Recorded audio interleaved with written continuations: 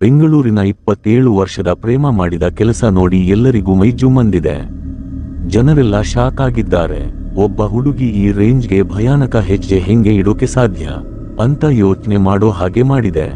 ಯಾಕಂದ್ರೆ ಅವಳು ಮಾಡಿರೋ ಕೆಲಸ ನೋಡಿದ್ರೆ ನಿಮ್ಮ ಕಾಲ ಕೆಳಗಿನ ನೆಲವೇ ಸರಿ ಹೋದ ಹಾಗೆ ಆಗುತ್ತೆ. ಅಸಲಿಗೆ ಆಗಿದ್ದೇನಂದ್ರೆ, ಬೆಂಗಳೂರಿನಲ್ಲಿ ಇರೋ ಪ್ರೇಮ ಜೊತೆಯಾಗಿ ಇರೋಣ ಅಂತ ನೆಪ ಹೇಳಿ ತನ್ನ ಬಾಯ್ಫ್ರೆಂಡ್ ನ ಸಿಗೋಕೆ ಕರೀತಾಳೆ.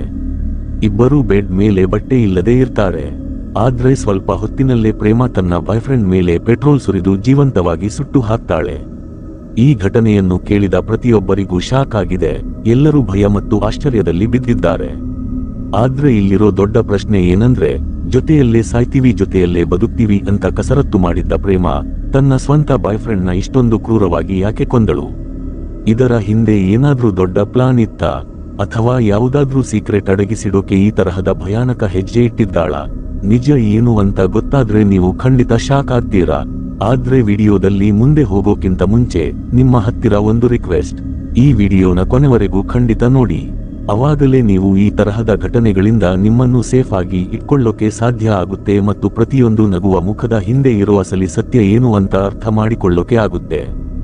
ಬೆಂಗಳೂರಿನಲ್ಲಿ ಇರೋ 27 ವರ್ಷದ ಜೋಡಿ ಕಿರಣ್ ಮತ್ತು ಪ್ರೇಮ ರಾಜಾಜಿನಗರದ ಭಾಷ್ಯಂ ಸರ್ಕಲ್ ಹತ್ತಿರ ಇರೋ VIV ಮೊಬೈಲ್ ಸರ್ವಿಸ್ ಸ್ಟೋರ್ನಲ್ಲಿ ಕೆಲಸ ಮಾಡ್ತಾ ಇದ್ರು.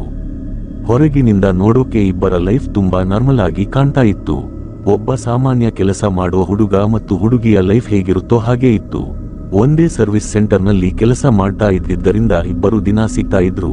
ಅದೇ ಕಾರಣಕ್ಕೆ ಬೇಗನೆ ಇಬ್ಬರ ಮಧ್ಯೆ ಫ್ರೆಂಡ್ಶಿಪ್ ಕೂಡ ಆಯ್ತು. ಇಬ್ಬರು ಒಂದೇ ರೂಟ್ನಲ್ಲಿ ಸರ್ವಿಸ್ ಸೆಂಟರ್ ಕೆಲಸಕ್ಕೆ ಬಂದು ಹೋಗ್ತಾ ಇದ್ರು. ಆದ್ರೆ ಒಂದು ದಿನ ಪ್ರೇಮ ನಡ್ಕೊಂಡು ಸರ್ವಿಸ್ ಸೆಂಟರ್ಗೆ ಹೋಗ್ತಾ ಇರಬೇಕಾದ್ರೆ ಬೈಕ್ನಲ್ಲಿ ಬರ್ತಾ ಇದ್ದ ಕಿರಣ್ ಕಣ್ಣು ಪ್ರೇಮ ಮೇಲೆ ಬೀಳುತ್ತೆ. ಕಿರಣ್ ಹೇಳ್ತಾನೆ, ಬಾ ಕೂತ್ಕೋ, ನಾನು ನಿನ್ನನ್ನ ಡ್ರಾಪ್ ಮಾಡ್ತೀನಿ. ಆಮೇಲೆ ಈ ಡ್ರಾಪ್ ಮಾಡೋದು ದಿನ ನಡೀತಾ ಇತ್ತು. ಹಂಗೆ ಇದು ಅವರ ಡೈಲಿ ಹ್ಯಾಬಿಟ್ ಆಗಿ ಹೋಗ್ಬಿಟ್ಟು. ಇದೇ ಹ್ಯಾಬಿಟ್ ಇಬ್ಬರನ್ನು ಇನ್ನಷ್ಟು ಹತ್ತಿರ ತಂದಿತು. ಇಬ್ಬರ ಫ್ರೆಂಡ್ಶಿಪ್ ಇನ್ನೂ ಗಟ್ಟಿಯಾಗ್ತಾ ಇತ್ತು. ಆದ್ರೆ ಪ್ರೇಮ ಮನಸ್ಸಿನಲ್ಲೇ ಯೋಚನೆ ಮಾಡ್ತಾ ಇದ್ಲು, ಕಿರಣ್ ಎಷ್ಟು ಒಳ್ಳೆ ಹುಡುಗ, ಎಷ್ಟು ಕೇರ್ ಮಾಡ್ತಾನೆ, ಒಳ್ಳೆ ಕಪಟ ಇಲ್ಲದ ಹೃದಯ ಇವನದು. ಈ ಕಾಲದಲ್ಲಿ ಇಂಥ ಹುಡುಗರು ಸಿಗೋದು ಕಷ್ಟ ಅಂತ. ಹೀಗೆ ಪ್ರೇಮ ಮೆಲ್ಲಗೆ ಕಿರಣ್ನ ಪ್ರೀತಿಸೋಕೆ ಶುರು ಮಾಡ್ತಾಳೆ ಮತ್ತು ಅವನನ್ನೇ ತನ್ನ ಲೈಫ್ನ ಸ್ಪೆಷಲ್ ಪರ್ಸನ್ ಅನ್ಕೊಳ್ತಾಳೆ. ಹೀಗೆ ಮೆಲ್ಲಗೆ 1 ವರ್ಷ ಕಳೆದು ಹೋಗುತ್ತೆ. ಈ 1 ವರ್ಷದಲ್ಲಿ ಕಿರಣ್ ಕೂಡ ಒಳಗೊಳಗೆ ಪ್ರೇಮನ ಪ್ರೀತಿಸ್ತಾ ಇರ್ತಾನೆ. ಆದ್ರೆ ಇಬ್ಬರಲ್ಲಿ ಯಾರು ಕೂಡ ತಮ್ಮ ಮನಸ್ಸಿನ ಮಾತನ್ನ ಓಪನ್ ಆಗಿ ಹೇಳ್ಕೊಳ್ಳಲ್ಲ. ಆಮೇಲೆ ಬರುತ್ತೆ ಫೆಬ್ರವರಿ 14, ಅಂದ್ರೆ ಪ್ರೇಮಿಗಳ ದಿನ, ವ್ಯಾಲೆಂಟೈನ್ಸ್ ಡೇ. ಎಲ್ಲ ಕಡೆ ಪ್ರೀತಿಯ ವಾತಾವರಣ ಇರಬೇಕಾದ್ರೆ ಅದೇ ದಿನ ಕಿರಣ್ ಪ್ರೇಮಗೆ ಪ್ರಪೋಸ್ ಮಾಡ್ತಾನೆ. ನಾನು ನಿನ್ನನ್ನ ತುಂಬಾ ಪ್ರೀತಿಸ್ತಾ ಇದ್ದೀನಿ, ನೀನಿಲ್ಲದೆ ನಾನು ಒಂದು ಕ್ಷಣವೂ ಇರಲಾರೆ ಅಂತ. ಪ್ರೇಮ ಕೂಡ ಮೊದಲಿನಿಂದಲೇ ಕಿರಣ್ನ ಪ್ರೀತಿಸ್ತಾ ಇದ್ಲು. ಅವಳ ಮನಸ್ಸಿನಲ್ಲೂ ಅದೇ ಫೀಲಿಂಗ್ಸ್ ಇತ್ತು. ಅದಕ್ಕೆ ಅವಳು ಜಾಸ್ತಿ ಯೋಚನೆ ಮಾಡದೆ ತಕ್ಷಣ ಹಾ ಅಂತ ಹೇಳ್ತಾಳೆ. ಆ ಕ್ಷಣ ಇಬ್ಬರ ಮಧ್ಯೆ ಒಂದು ಎಮೋಷನಲ್ ಬಾಂಡ್ ಕ್ರಿಯೇಟ್ ಆಗುತ್ತೆ. ಇಬ್ಬರೂ ಜೊತೆಯಲ್ಲೇ ಬದುಕೋಣ ಸಾಯೋಣ ಅಂತ ಕಸರತ್ತು ಮಾಡ್ಕೊಂಡು ತಮ್ಮ ರಿಲೇಶನ್ಶಿಪ್ಗೆ ಒಂದು ಹೊಸ ಹೆಸರು ಕೊಡೋಕೆ ಪ್ರಾಮಿಸ್ ಮಾಡ್ಕೊಳ್ತಾರೆ. ಇಬ್ಬರೂ ರಿಲೇಶನ್ಶಿಪ್ಗೆ ಬಂದು 2-3 ತಿಂಗಳು ಆಗಿತ್ತು. ಇದಕ್ಕಿಂತ ಸ್ವಲ್ಪ ದಿನ ಮುಂಚೆಯಷ್ಟೇ ಕಿರಣ್ಗೆ ಬ್ರೇಕಪ್ ಆಗಿತ್ತು. ಅದಕ್ಕೆ ಯಾವ ಹುಡುಗಿ ಜೊತೆ ಬ್ರೇಕಪ್ ಆಗಿತ್ತೋ ಆ ಹುಡುಗಿ ನಂಬರ್ ಕೂಡ ಬ್ಲಾಕ್ ಮಾಡಿದ್ದ. ಯಾಕಂದ್ರೆ ತನ್ನ ಪಾಸ್ಟ್ ಲೈಫ್ ಪ್ರೆಸೆಂಟ್ ಲೈಫ್ಗೆ ಡಿಸ್ಟರ್ಬ್ ಮಾಡಬಾರದು ಅಂತ.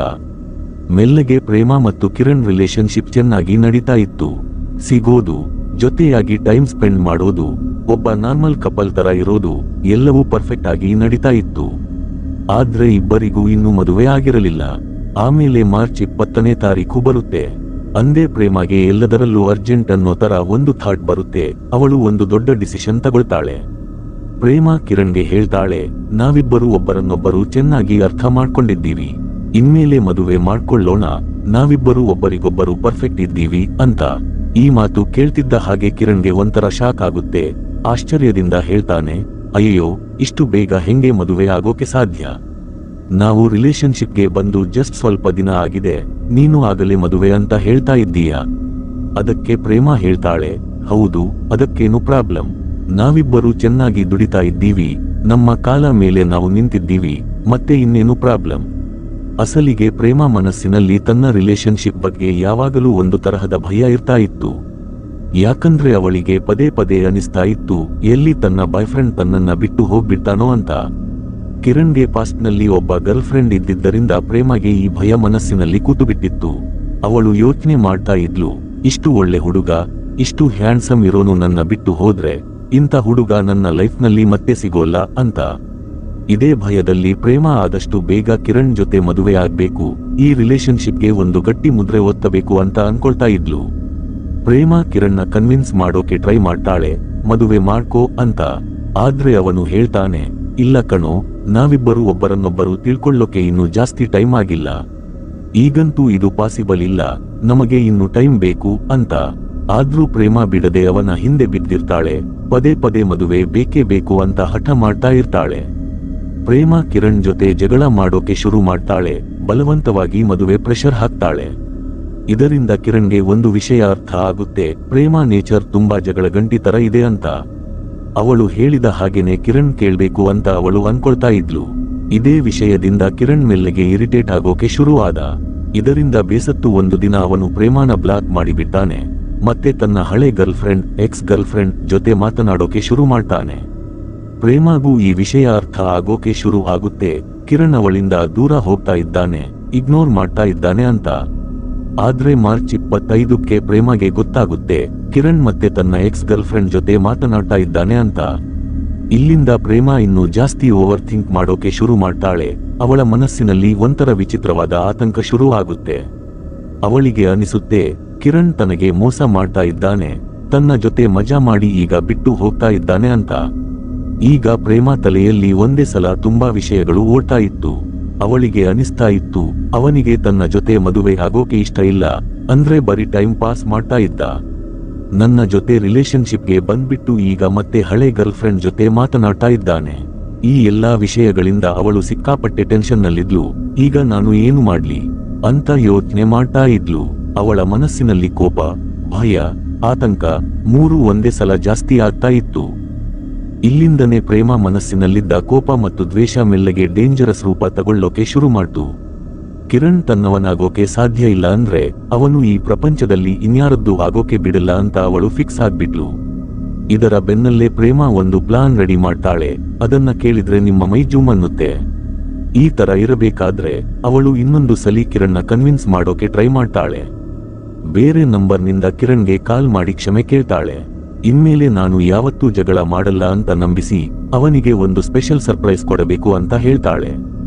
ನೀನು ನನ್ನ ಜೊತೆ ಇರೋದು ಬೇಡ ಅಂದ್ರೂ ಪರವಾಗಿಲ್ಲ, ಆದ್ರೆ ಜಸ್ಟ್ ಒಂದು ಸಲಿ ನನ್ನನ್ನ ಬಂದು ಮೀಟ್ ಮಾಡು ಅಂತಾಳೆ.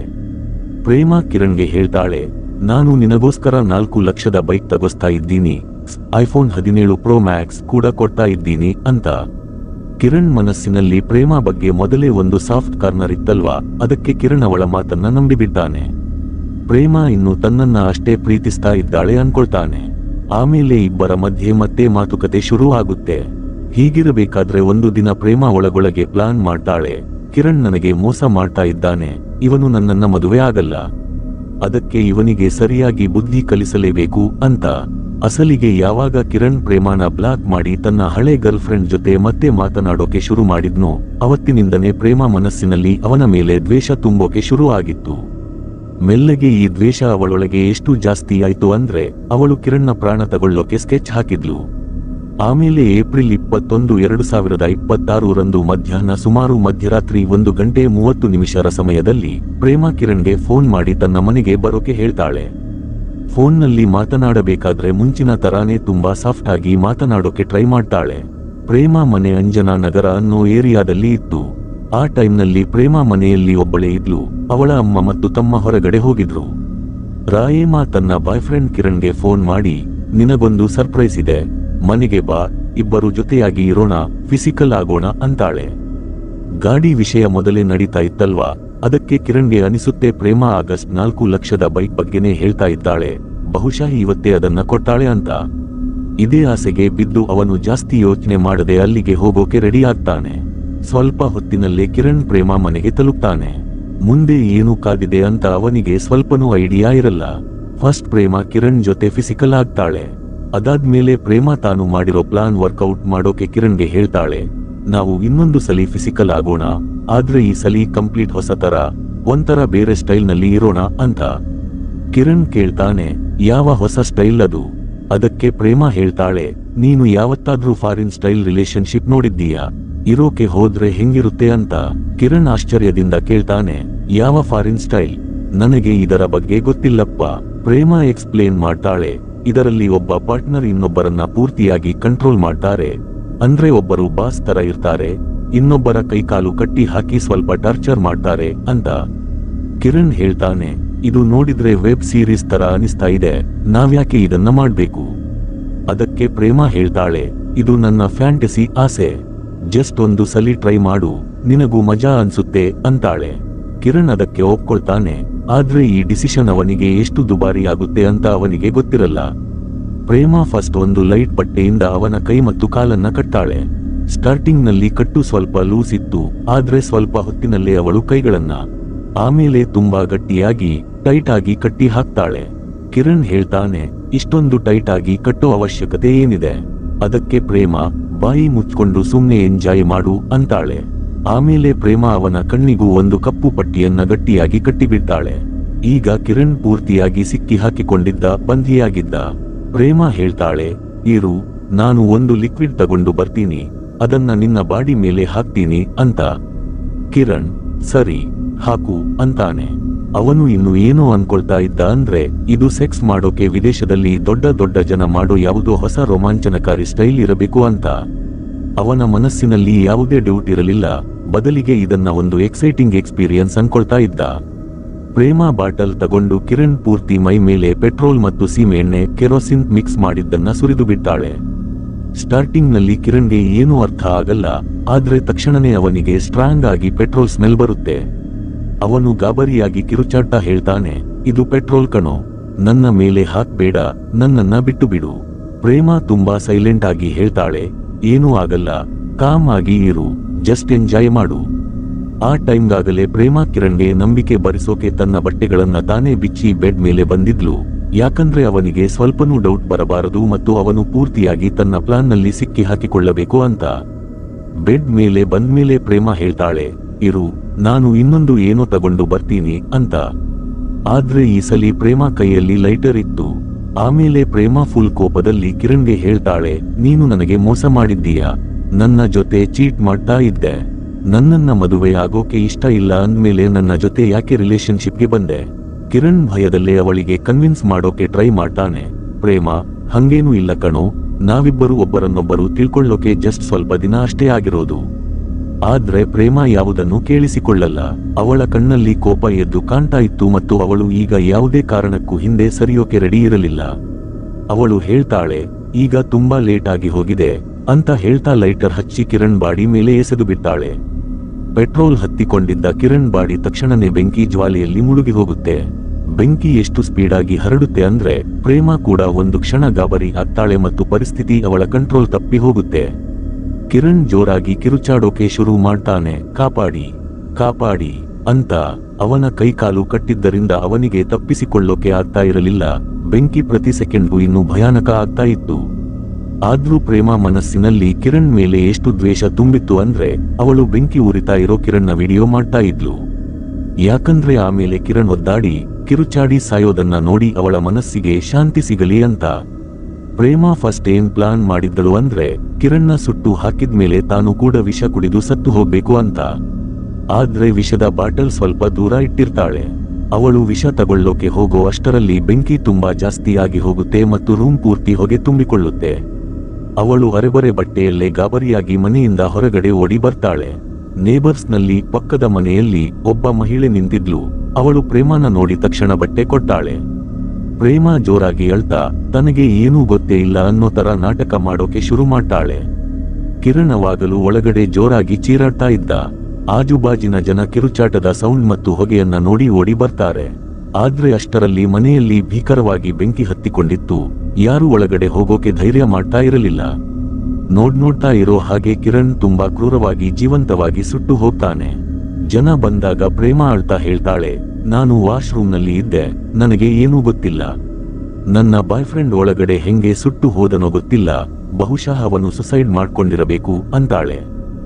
ಜನ ತಕ್ಷಣ ಪೊಲೀಸರಿಗೆ ಕಾಲ್ ಮಾಡ್ತಾರೆ. ಪಕ್ಕದ ಮನೆಯವರು ಈ ವಿಷಯನ ಪ್ರೇಮ ತಮ್ಮನಿಗೂ ತಿಳಿಸ್ತಾರೆ. ಅವನು ಪ್ರೇಮ ಮತ್ತು ಕಿರಣ್ ಜೊತೆನೆ ವಿ ಸ್ಟೋರ್ನಲ್ಲಿ ಕೆಲಸ ಮಾಡ್ತಾ ಇದ್ದ. ಪ್ರೇಮ ತಮ್ಮ ಅಲ್ಲಿಗೆ ಬಂದಾಗ ಪ್ರೇಮ ಅವನ ಹತ್ತಿರನು ಸುಳ್ಳು ಹೇಳ್ತಾಳೆ. ನನ್ನ ಫ್ರೆಂಡ್ ಆಫೀಸ್ ಕೆಲಸದ ವಿಷಯವಾಗಿ ಮನೆಗೆ ಬಂದಿದ್ದ. ಆದ್ರೆ ನಾನು ವಾಶ್ರೂಮ್ಗೆ ಹೋದಾಗ ಅವನು ತನಗೆ ತಾನೇ ಬೆಂಕಿ ಹಚ್ಚಿಕೊಂಡು ಪ್ರಾಣ ತಗೊಂಡ್ಬಿಟ್ಟ ಅಂತಾಳೆ. ಪ್ರೇಮ ತಮ್ಮನಿಗೂ ಅವಳು ನಿಜ ಹೇಳ್ತಾ ಇದ್ದಾಳೆ ಅನ್ಸುತ್ತೆ, ಯಾಕಂದ್ರೆ ಅವನಿಗೆ ಬರೀ ಇಷ್ಟೇ ಗೊತ್ತಿರುತ್ತೆ, ಪ್ರೇಮ ಮತ್ತು ಕಿರಣ್ ಒಳ್ಳೆ ಫ್ರೆಂಡ್ಸ್ ಅಂತ. ಅವರಿಬ್ಬರ ಮಧ್ಯೆ ಅಫೇರ್ ನಡೀತಾ ಇತ್ತು.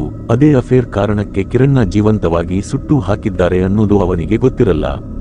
ಪ್ರೇಮ ತಮ್ಮ ಅವಳನ್ನ ಕರ್ಕೊಂಡು ಮೇಲಕ್ಕೆ ಹೋಗಿ ಸಮಾಧಾನ ಮಾಡೋಕೆ ಟ್ರೈ ಮಾಡ್ತಾನೆ. ಪೊಲೀಸ್ ಬಂದಾಗ ಪ್ರೇಮ ಫಸ್ಟ್ ಇದೇ ಸುಸೈಡ್ ಕಥೆನೇ ಹೇಳ್ತಾಳೆ ಮತ್ತು ತಾನು ತುಂಬಾ ಇನ್ನೋಸೆಂಟ್, ನಿರಪರಾಧಿ ಅನ್ನೋ ತರ ನಾಟಕ ಮಾಡ್ತಾ ಇರ್ತಾಳೆ. ಆದ್ರೆ ಪೊಲೀಸರು ಮನೆನ ಚೆಕ್ ಮಾಡಿದಾಗ ಅವರಿಗೆ ಡೌಟ್ ಬರುತ್ತೆ.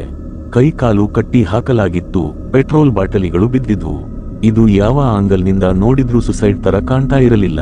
ಇಲ್ಲಿಂದನೇ ಈ ಕೇಸ್ ಒಂದು ದೊಡ್ಡ ಟ್ವಿಸ್ಟ್ ತಗೊಳ್ಳುತ್ತೆ, ಅದು ಎಲ್ಲರನ್ನೂ ಬೆಚ್ಚಿ ಬೀಳಿಸುತ್ತೆ. ಪೊಲೀಸರು ಪ್ರೇಮಾನ ಗಟ್ಟಿಯಾಗಿ ವಿಚಾರಣೆ ಮಾಡ್ತಾರೆ. ಪೊಲೀಸರು ಕೇಳ್ತಾರೆ, ಮನೆಯಲ್ಲಿ ಪೆಟ್ರೋಲ್ ಬಾಟಲ್ ಎಲ್ಲಿಂದ ಬಂತು? ನೀನು ಯಾಕೆ ಅರೆಬರೆ ಬಟ್ಟೆ ಹಾಕಿದ್ದೀಯಾ? ಆ ಹುಡುಗನ ಕೈ ಕಾಲು ಹೆಂಗೆ ಕಟ್ಟಲಾಗಿತ್ತು? ಕಣ್ಣಿಗೆ ಪಟ್ಟಿ ಯಾಕೆ ಇತ್ತು? ಅವನು ತನಗೆ ತಾನೇ ಬೆಂಕಿ ಹಚ್ಚಿಕೊಂಡಿದ್ದಾನೆ ಅಂದ್ರೆ ಇದೆಲ್ಲ ಹೆಂಗೆ ಸಾಧ್ಯ? ಈ ಪ್ರಶ್ನೆಗಳನ್ನ ಕೇಳಿದ ತಕ್ಷಣ ಪ್ರೇಮ ಗಾಬರಿ ಆಗ್ತಾಳೆ.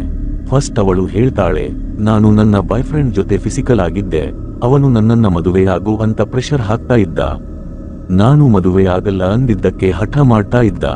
ಆಮೇಲೆ ನಾನು ವಾಶ್ರೂಮ್ಗೆ ಹೋದೆ, ಸ್ವಲ್ಪ ಹೊತ್ತಿನಲ್ಲೇ ಅವನು ತನಗೆ ತಾನೇ ಬೆಂಕಿ ಹಚ್ಚಿಕೊಂಡ ಅಂತ. ಆದ್ರೆ ಪೊಲೀಸರಿಗೆ ಪ್ರೇಮ ಹೇಳೋ ಕಥೆ ಮೇಲೆ ಸ್ವಲ್ಪನೂ ನಂಬಿಕೆ ಬರಲ್ಲ. ಪೊಲೀಸರು ಇನ್ನು ಸ್ವಲ್ಪ ದಬಾಯಿಸಿ ಸ್ಟ್ರಿಕ್ಟ್ ಆಗಿ ವಿಚಾರಣೆ ಮಾಡೋಕೆ ಶುರು ಮಾಡಿದಾಗ ಪ್ರೇಮ ಪದೇ ಪದೇ ತನ್ನ ಸ್ಟೇಟ್ಮೆಂಟ್ ಬದಲಾಯಿಸೋಕೆ ಶುರು ಮಾಡ್ತಾಳೆ. ಇಲ್ಲಿಂದನೇ ಪೊಲೀಸರಿಗೆ ಪಕ್ಕಾ ಕನ್ಫರ್ಮ್ ಆಗುತ್ತೆ ಇದೆಲ್ಲ ಇವಳೇ ಮಾಡಿರೋದು ಅಂತ. ಆಮೇಲೆ ಪೊಲೀಸರು ಪ್ರೇಮ ಹತ್ತಿರ ಮೊಬೈಲ್ ಕೇಳ್ತಾರೆ, ಆದ್ರೆ ಅವಳು ಮೊಬೈಲ್ ಕೊಡೋಕೆ ಸತತವಾಗಿ ನಿರಾಕರಿಸ್ತಾಳೆ.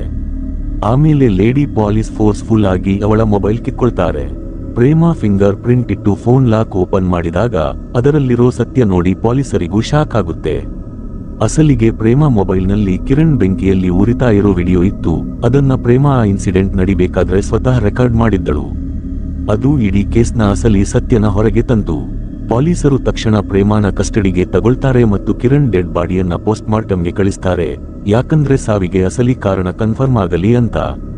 ಕಸ್ಟಡಿಯಲ್ಲಿ ಪೊಲೀಸರು ಪ್ರೇಮಗೆ ಕೇಳ್ತಾರೆ, ನೀನು ಯಾಕೆ ಈ ತರ ಮಾಡಿದೆ ಅಂತ. ಅದಕ್ಕೆ ವಿಚಾರಣೆಯಲ್ಲಿ ಪ್ರೇಮ ಹೇಳ್ತಾಳೆ, ಕಿರಣ್ ನನ್ನ ಲೈಫ್ಗೆ ಬಂದಿದ್ದಕ್ಕೆ ನನಗೆ ತುಂಬಾ ಬೇಜಾರಾಗ್ತಾ ಇತ್ತು. ಅವನು ನನ್ನನ್ನ ಒಪ್ಕೊಳ್ಳೋಕೆ ರೆಡಿ ಇರಲಿಲ್ಲ, ಮದುವೆ ಆಗೋಕೆ ರೆಡಿ ಇರಲಿಲ್ಲ. ಇತ್ತೀಚೆಗಷ್ಟೇ ಅವನು ತನ್ನ ಎಕ್ಸ್ ಗರ್ಲ್ ಫ್ರೆಂಡ್ ನ ಅನ್ಬ್ಲಾಕ್ ಮಾಡಿದ್ದ. ಅದಕ್ಕೆ ನನಗೆ ಅನಿಸ್ತು, ಇವನು ನನ್ನ ಬಿಟ್ಟು ಮತ್ತೆ ತನ್ನ ಹಳೆ ಗರ್ಲ್ ಫ್ರೆಂಡ್ ಹತ್ತಿರ ಹೊರಟು ಹೋಗ್ತಾನೆ ಅಂತ.